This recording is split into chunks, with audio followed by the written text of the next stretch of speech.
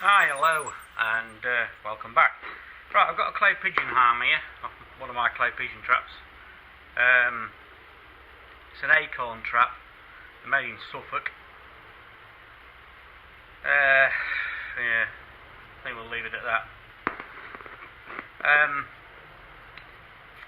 What's happened is the supporting part, which, as you can see, fits along here, is that. And it's so thin on this end, it's snapped off. And we're now getting movement on the arms. So when the arms are secure, we're getting this movement, and it's causing it to break the clays.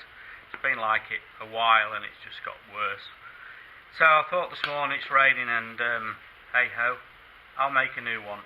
Can't find a piece of alloy anywhere, so I'm going to make it out of a piece of steel. Because it's right near the centre of the trap arm, I'm hoping it won't make a difference, because if these arms get heavy, they tend to break clays. I've made quite a few of them when I was at school. I used to make them. I used to make the arms out of steel because I couldn't afford the alloy as a kid, so we used to drill holes in them. I used to drill massive holes on little holes, big holes in the arms, all the way up to lighten the arms, and they used to work fine. Used to work okay. So yeah, years ago I used to make quite a few of them. So what we've got to do is make this part. Now, as you can see, it's got some 4mm holes in it, 3 of those, and it's got a bit of a chamfer on here, which goes on that part there, so it doesn't catch the bottom. So like that, and then we'll mill a chamfer. I've not measured this yet, but whatever degrees it is, we'll mill that onto it like across here, then drill an hole so it can be fixed on there, and we'll make it out of steel. See if it works. If it doesn't, I haven't lost anything. I'd imagine one of them parts from the arm from acorn is about £50. That piece there was 20. This knife part here, this was 24. It's a slip of alloy with a bit of plastic stuck on it. It started to break off a little bit. 24 quid for that. Come on, chaps. No wonder people go to shop at China, is there? And plus, you're using their product, aren't you? Now, this is what grieves me. You're using their products, you bought their products, and now when things break, they want a fortune for the parts, and these are just on the shelf. They're making hundreds and hundreds and hundreds. They're just on the shelf, one after another, punching these things out. And why I'm not a big lover of them is because I'll show you when I build it up. To get one thing undone, you have to take off something else, and it's just like that all the way through it.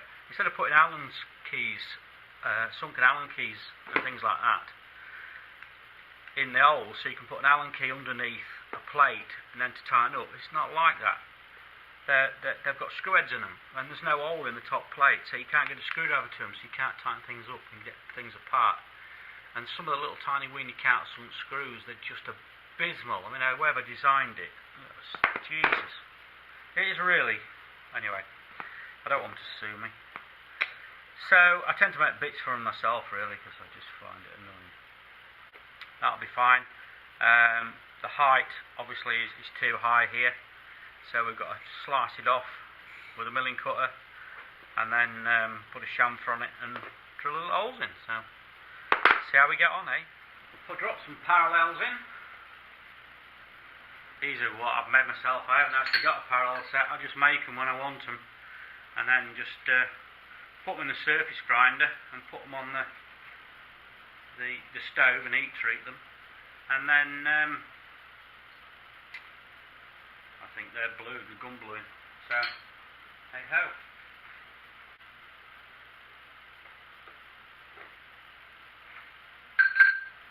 I've got these dead blow hammers.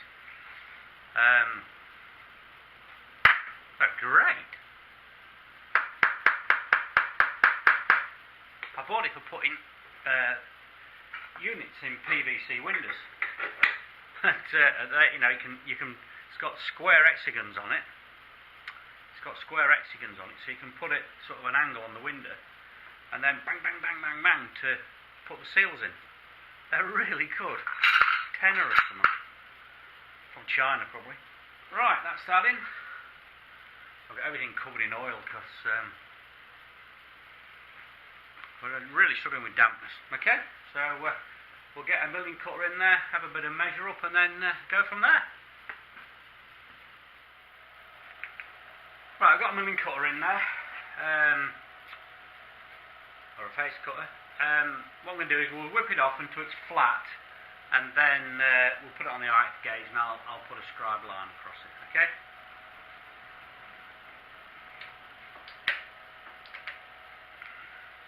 I'll just set the DRO, and we'll take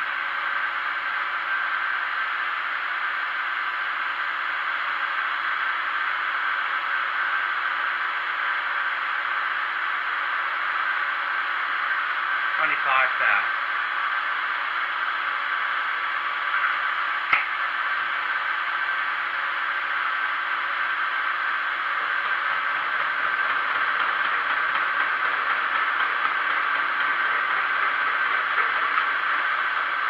Speed that up a little bit.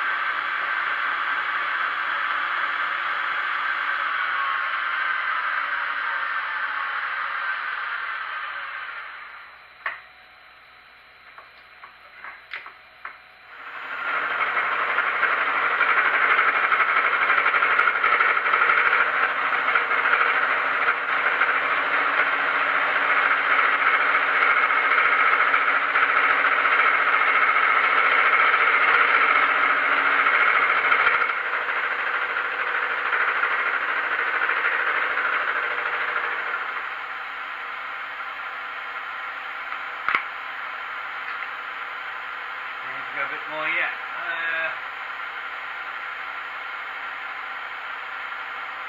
Well, up to about 70.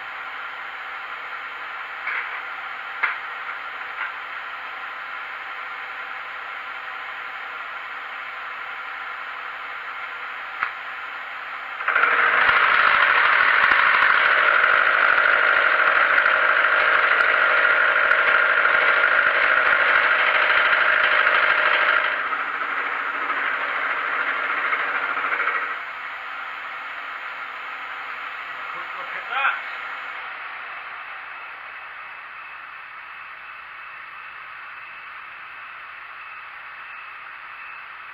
Yeah, that looks nice and square. Right, we'll mark it off. I'll deburr it and mark it off, and then we'll go from there. Right, this is a parallel. This is my surface plate, and we're just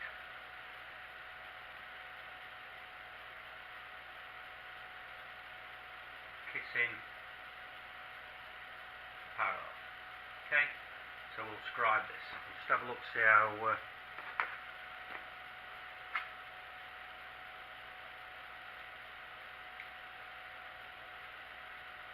about 600,000, like that. It's just another way of, of measuring something. It's 595 thou, which is what we want, and that's to the bottom of the scribe line from the parallel. So there's lots of ways you can do it. These are nice when they're in digital. These are very, very fine on here, and without my magic glasses I just can't see them. Okay, so we're going to put a scribe line along here.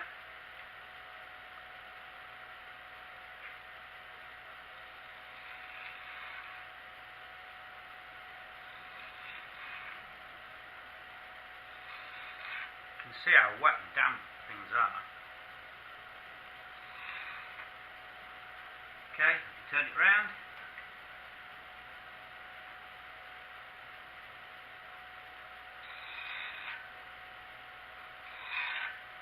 Been better probably if I put some layout dye on it, wouldn't it?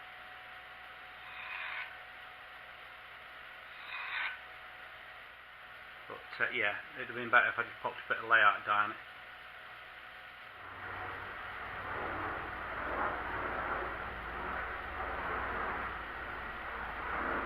To the front with our Devil armour.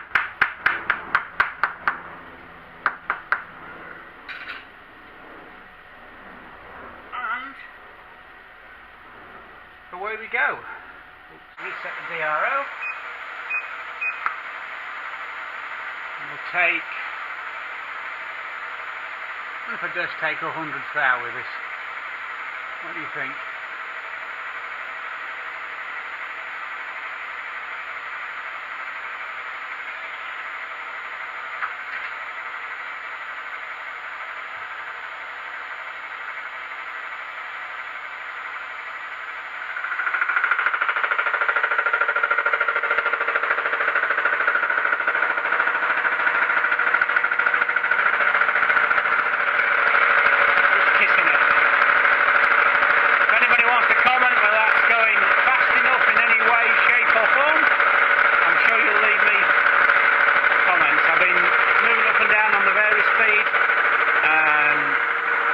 Seems to be happiest there, so that's why it's at that speed, which I'm not quite sure what it is because it's on very speed.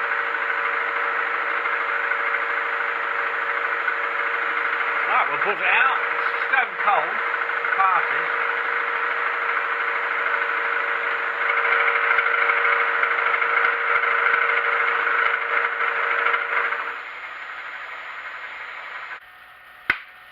Right, stage 2.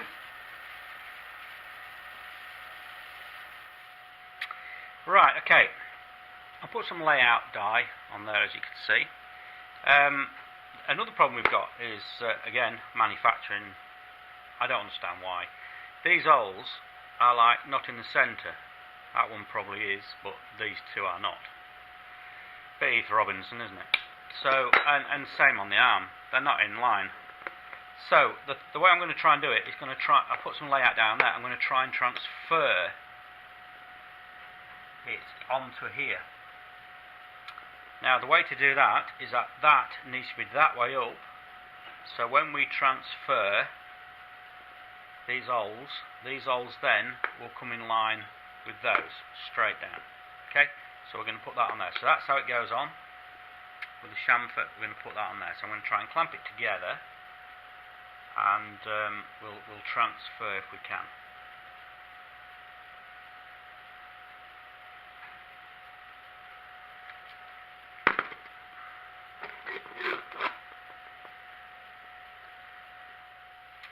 Right, start again. So just for a laugh, the camera battery went flat. Right, I've clamped it up, as you can see, and I've kept it straight with this edge, more or less. Whoops, here we go. Keep it quite straight with this edge, so we're going to screw the bolts in, and hopefully it'll mark it.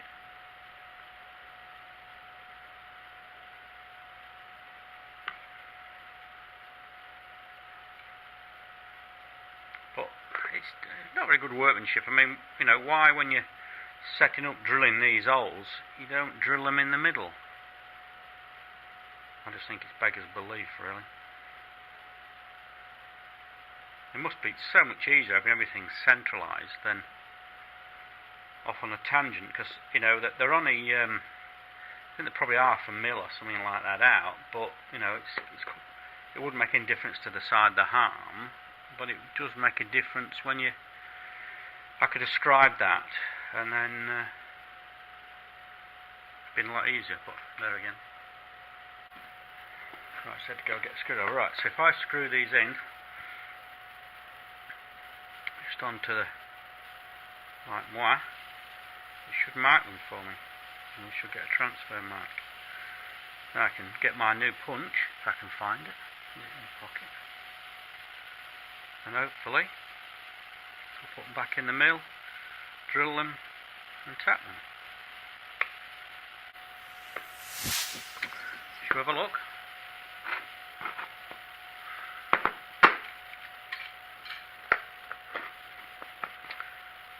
Perfect. That's beautiful. I mean, that one there is right on the end. It's, again, very strange. Right, let's see if I can get my centre pop and see if I can mark them.